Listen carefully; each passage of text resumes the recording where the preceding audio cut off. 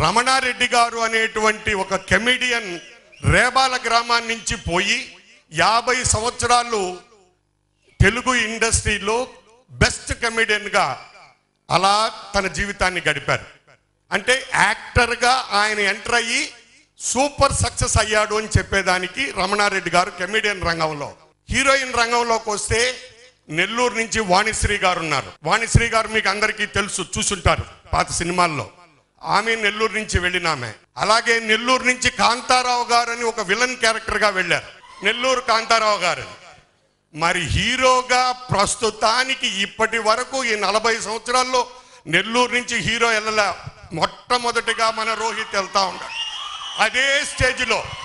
అంటే వాళ్ళు ముగ్గురు ఎంత దూరం పైకి వెళ్ళారో అంత దూరం రోహిత్ కూడా నెల్లూరు నుంచి ప్రొడ్యూసర్ గారికి, డైరెక్టర్ గారికి ఆ అదృష్టం మా నెల్లూరుకు ఉందండి.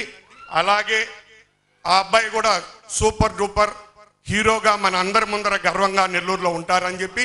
రోహిత్ హీరోగా నటించినటువంటి దిల్ దివానా ప్లాటినం డిస్క్ ఈ యొక్క ఫంక్షన్కి విచ్చేసినటువంటి రోహిత్ రెడ్డి బంధుమిత్రులకి, వారి శ్రేయోభిలాషులకి, నెల్లూరు సినీ అభిమానులకి అందరికి కూడా నమస్కరిస్తూ, ఈ సందర్భంగా చిరంజీవి రోహిత్ రెడ్డి మంచి హీరో కావాలని, అదేవిధంగా ఈ యొక్క సినిమాకి డైరెక్టర్గా పనిచేసినటువంటి తుమ్మా కిరణ్ నాకు తెలిసి శేఖర్ కమ్ముల వద్ద అసిస్టెంట్ అని చెప్పారు.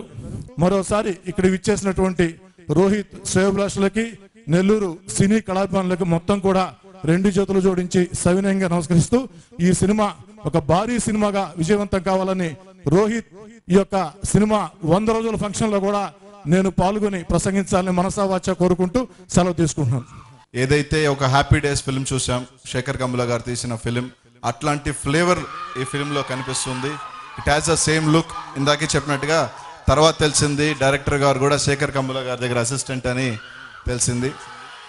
ఐ హోప్ ఈ film will be a big success for Rohit. చాలా హ్యాపీగా ఉంది.